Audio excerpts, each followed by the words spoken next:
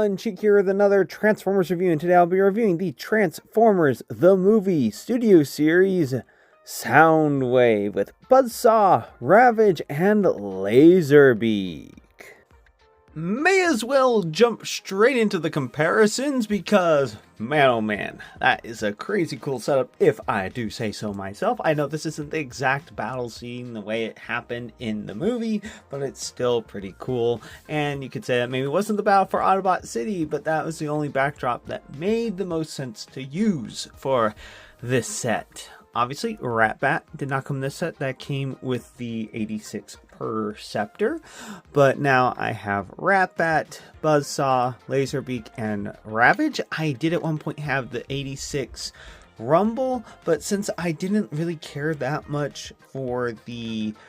Well, I didn't ever get the Netflix sound, which I guess it's a good thing I didn't, and I held off, and they eventually released this guy, because now he's more in scale. I heard that he is a bit shorter than Blaster here, but I'm kind of sad that I don't have Rumble or Frenzy now, because now I'm short 2 cassettes, but hey, I have the vast majority of the character, his Cassetticons, and then I'm also missing Rewind for him, but I don't know if they're going to release him in the solid colors rather than the clear plastic that with Twincast, but I digress.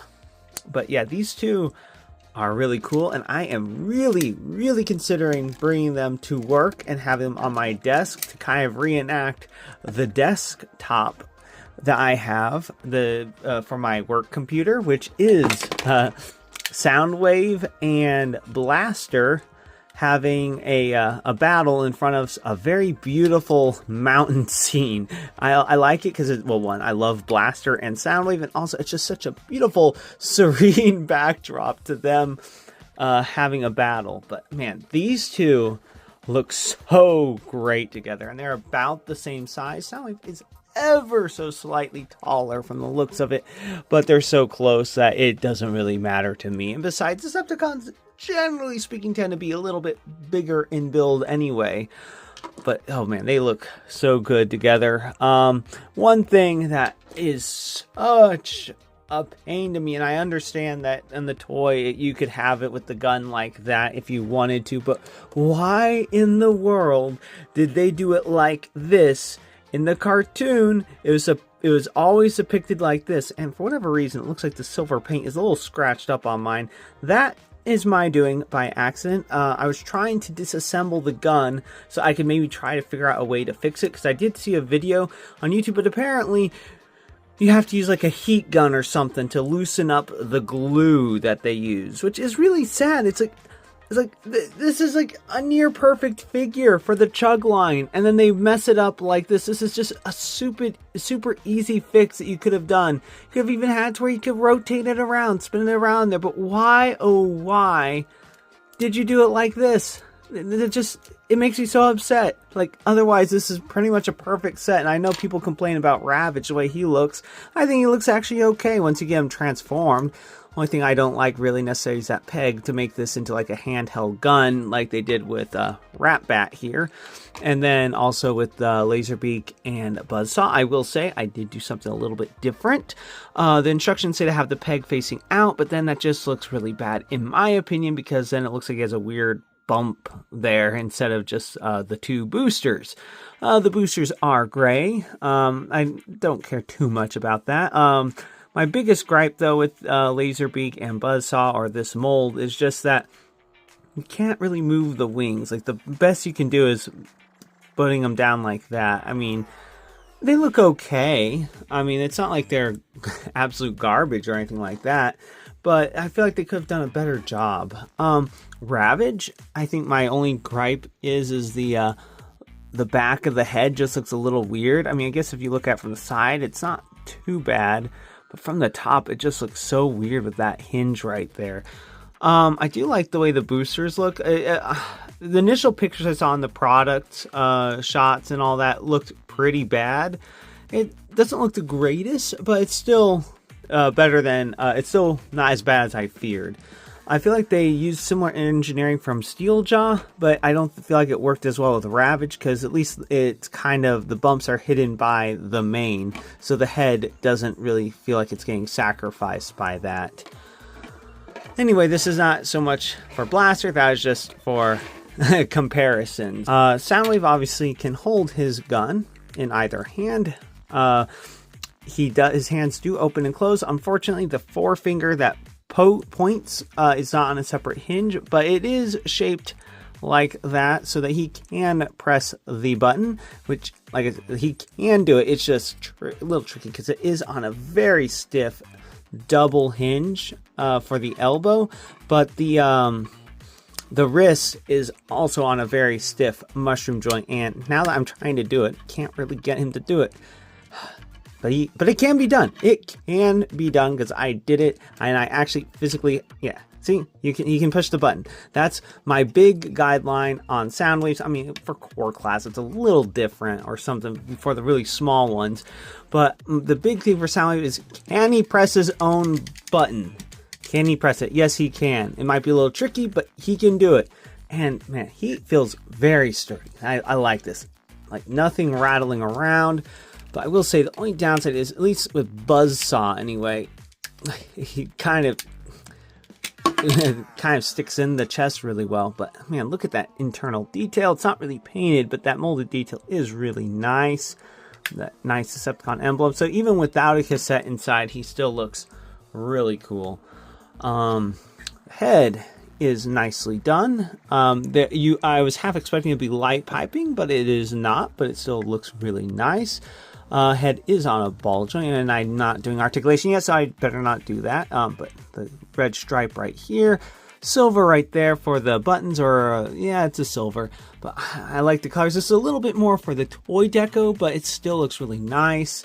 And then there's the actual cassette buttons. As you notice, the robot mode ones don't have like the play and all that because they're trying to make it more tune accurate for the robot mode. And then I don't know if the buttons had the labels in his cassette mode. As far as like the battery storage, as based on the instructions, from what I looked at, they go here, and then these panels fold over them, so it's not like they fit in here. But I guess it makes sense because then this would have to be absolutely ginormous if it was to fit both of those in there, or at least ginormous for this design. Yeah, so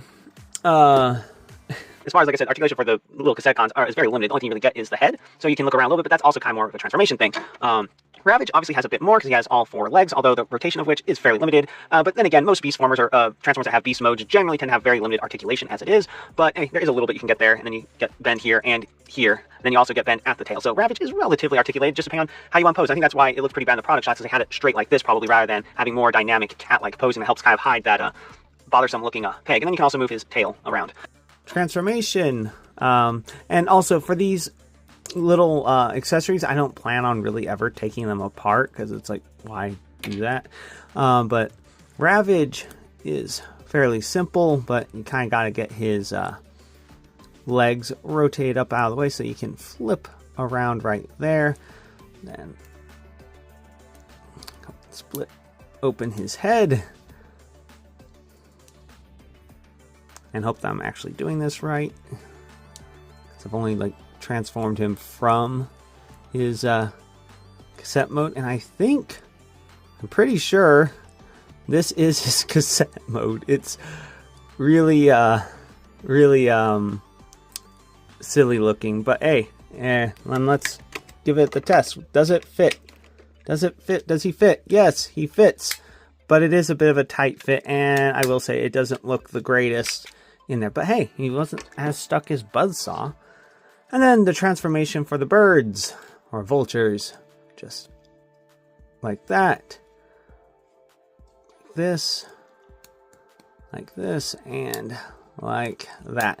Now, based on the molding, it looks like this is supposed to be the front, but per the instructions, it has like Buzzsaw and Laserbeak in there like that, but then you don't have the faux little winding wheels. So it depends on what look you want. Do you want to see bird feet and head, but with the wheels, or would you rather see the wings but a slightly more clean look but without the wheels?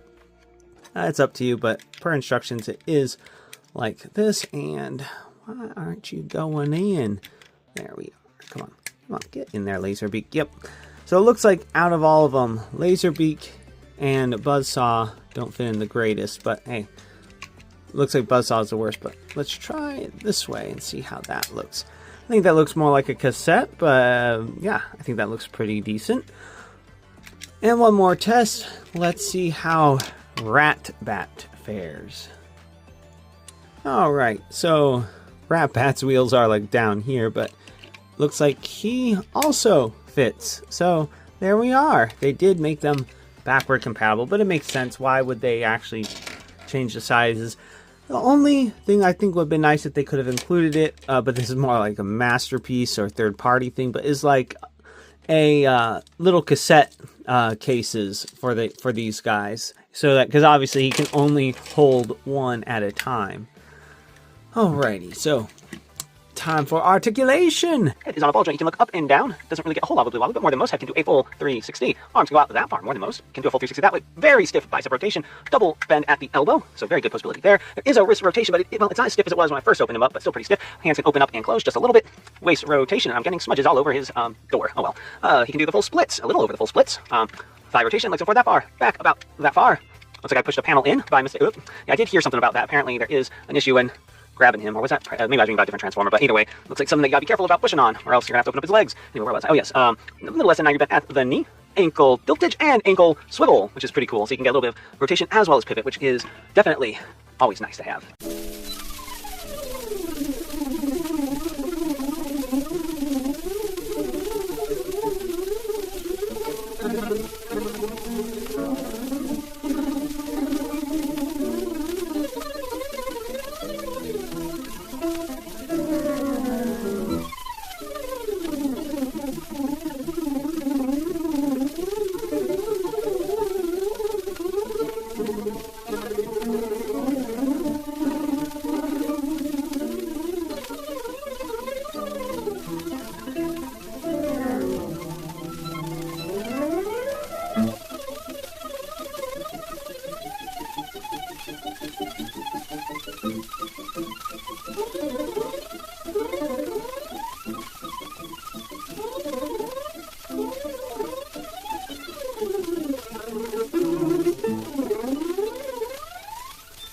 And here we have him in his cassette player mode. I think he looks pretty decent.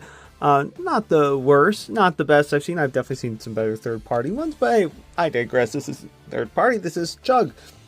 And Masterpiece also was, but like I said, this is Chug, and this looks really cool, at least from the front.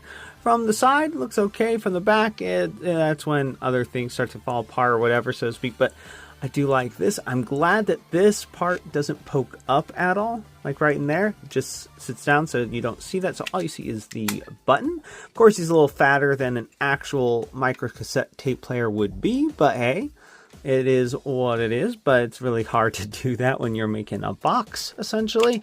But yeah, pop them open. Well, let's go with Laserbeak this time. Let's just go ahead and slide Laserbeak in, and there we have Soundwave with Laserbeak. Not much else to say about this alt mode other than to have a comparison shot. And for the obvious comparison that everyone knew that was coming, here we have him with Blaster, and obviously Blaster is much smaller than he would be as a normal boombox compared to a miniature cassette tape player, but whatever, it's Transformers and mass shifting and all that. So, but I think they both look really cool together to have displayed, even if it is just in their boxy alt modes, even though Blaster, I think, pulls it off better. But then again, he's more interesting. He's a boombox. He has a big old handle, has all sorts of dials and big old buttons, and then a gun that you can kind of use like an antenna if you like, or just have it rotate around where you can't see it. All up to you in personal preference, but I like it like this. But oh man, it's nice to finally have a Soundwave to go with my Blaster. I have a very nice third-party Soundwave that I've had for a few years now, but still haven't gone around to reviewing just because he's third-party, and third-party is such a pain, at least for the really good, really complicated ones. I mean, it can be fun, but it's not fun to review, in my opinion. But anyway, enough about that. It's nice, like I said, to finally have a Soundwave to go with my mainline Soundwave for my mainline Blaster, and I am so happy about that. So that's about it for Transformers Studio Series Transformers the movie Leader Class Soundwave with Buzzsaw, Ravage, and Laserbeak. If you'd like this review and you'd like to see more, please click that like and subscribe button to see more. Until next time, have a good one, everyone.